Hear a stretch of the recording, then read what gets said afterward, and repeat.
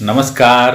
खगोलीय दैवीय रहस्य चैनल यानी कि सेलेस्टियल डिवाइन मिस्ट्री चैनल में आपका स्वागत है। मैं हूं आपका होस्ट राजीव रंजन। आइए आज हम बात करते हैं मंत्र सिद्धि की। जी हाँ, अगर आप किसी भी मंत्र का जप करते हैं तो उसे सिद्ध करने के लिए आपको जो जप करने का तरीका है वो सही तरीके से आना चाहिए, क्योंकि जप करने की विधि बहुत ही क्रूशियल है। आप कोई भी माला उठा के ऐसे ही जप नहीं कर सकते। माला से जप करने का एक तरीका होता है।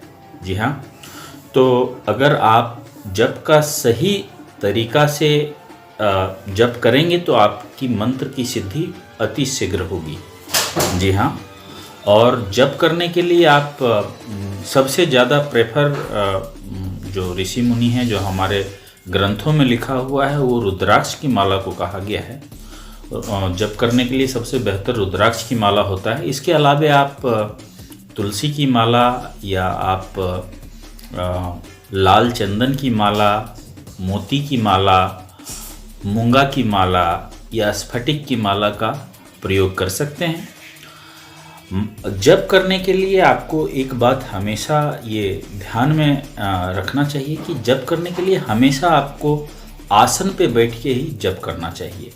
और अगर आप सुबह के समय जप करते हैं, दिन में जप करते हैं, तो ये आपका पूर्व दिशा में या उत्तर दिशा में आप मुँह करके ये जप करेंगे, तब आपकी सिद्धि जल्द से जल्द होगी।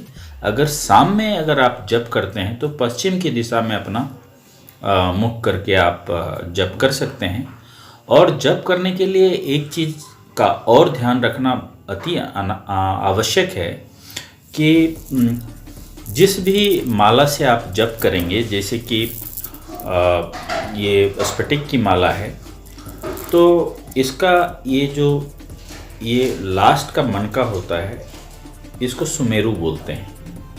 और इसकी शुद्धिकरण करने के लिए ये फूल लगे हुए हैं, ये यहाँ आप गंगा जल छिड़क सकते हैं। और जब आप माला खरीद के लाएंगे तो उसे दूध और गंगा जल में रखेंगे रात भर। उसके बाद जब भी आप जाप करेंगे, इसको थोड़ा सा शुद्ध करके इसको आँखों से सटाकर अपने ये जो अपना पांचवा चक्र है, गर्दन, दिल, माथे में इसको सटा के फिर जप करना आप शुरू करेंगे तो आपकी सिद्धि जल्द से जल्द होगी।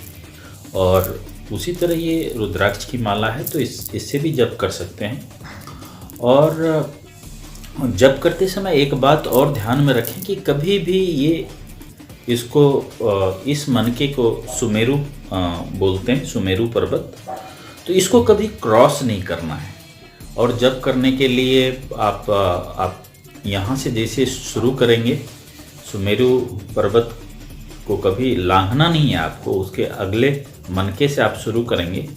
अपनी जो अनामिका फिंगर है, तर्जनी, ये अनामिका फिंगर पे आप रिंग फिंगर पे आप रखेंगे माले को, और मिडिल फिंगर, मध्यमा और अंगूठे के प्रयोग से इसको आगे बढ़ाएंगे इस तरह से। और जब आप सुमेरु पर्वत के पास पहुंच जाएं तो ये ध्यान रखें कि ये पर्वत को आपको लांघना नहीं है। फिर यहीं से आपको वापस घूम जाना है और फिर यहीं से आपको जप प्रारंभ कर देना है। तो ये जप करने का तरीका है। और अगर आप सुबह जप कर रहे हैं तो आपका हाथ का जो पोजीशन है वो आपके नाभि के पास होना चाहिए। और अगर आप दिन में करते हैं जप तो आपके दिल के पास होना चाहिए। और अगर आप शाम में जप करते हैं तो हाथ का पोजीशन आपके चेहरे के सामने या गर्दन के सामने होना चाहिए। तो हमें उम्मीद है कि आपको ये जो मनके से, ये माला से जप करने का जो तरीका है वो आपको आया होगा। और एक सबसे अहम बात है जो जप करने के लिए, कभी भी खुले हाथ माला को खुला ना रखें। गोमुख ले लें, गोमुख में अपना माला रखें और उसके अंदर ही किसी भी दुकान में आपको मिल जाएगा। और तर्जनी उंगली जो इंडेक्स फिंगर है उसको टच ना करें। जितना ज़्यादा आप अंगूठे का प्रयोग करेंगे, शिव पुराण में ये कहा गया है, उतनी ज़्यादा आपकी जो मंत्र सिद्धि है जल्दी होगी। अंगूठे के ज़्यादा से ज़्यादा प्रयोग से आपकी मंत्र सिद्धि जल्द से जल्द होगी।